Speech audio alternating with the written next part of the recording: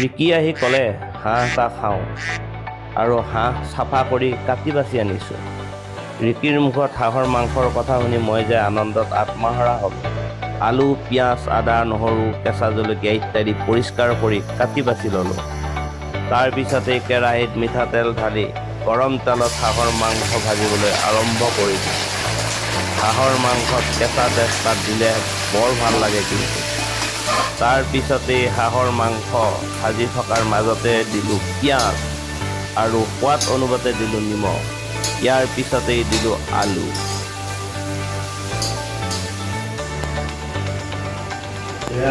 হাঁহৰ মাংসত হালধি দিলোঁ।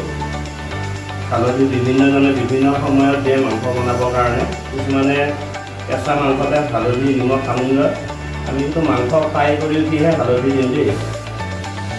সোৱাদটো সেইকাৰণে বিভিন্নজনৰ বিভিন্ন ধৰণে সোৱাদ হয়। আমি হাঁহৰ মাংস ভাজি উঠি পেলাইহে প্ৰায় আধা ভজা অৱস্থাত হালধি দিওঁ। এয়া হাঁহৰ মাংসত এতিয়া আদা, ৰচুন আৰু জলকীয়া, কেঁচা জলকীয়া দিলোঁ। আদা, ৰচুন, কেঁচা জলকীয়া বিভিন্নজনে বিভিন্ন সময়ত দিয়ে মাংস বনালে। মই কিন্তু আধা ভজা হোৱাৰ আগে আগে দিওঁ আৰু। এতিয়া দিম আমি জিৰা গুড়ি অকণমান দি দিলোঁ। সোৱাদ অনুসাৰে অলপ মিট মছলাও গুড়িও অলপ ছটিয়াই দিলোঁ, যাতে টেষ্টটো ভাল হয়। তাৰ বাবে সোৱাদটো আৰু ভাল হ'বৰ কাৰণে অলপ ধনিয়াৰ গুড়িও ছটিয়াই দিলোঁ।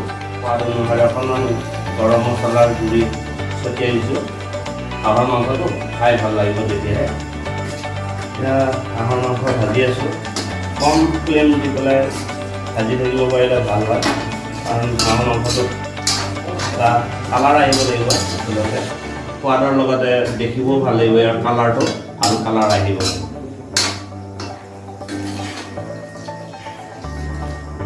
এয়া পানী দিলোঁ, ভজা হৈছে, পানী দিছোঁ। পানী দি এতিয়া হাঁহৰ মাংস অলপ গলিবলৈ দিম আৰু।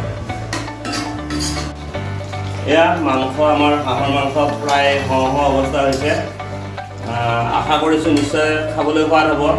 এই হাঁহৰ মাংসৰ সোৱাদ অধিক তৃপ্তি কৰিবৰ কাৰণে আমি গোটা গৰম মছলা, ইলাচি, দালচেনি, এই লং, তাৰে গুড়ি অলপ ছটিয়াই দিলোঁ, মানে যাতে হাঁহৰ মাংসখন খাবৰ কাৰণে বেছি তৃপ্তিদায়ক হৈ উঠে।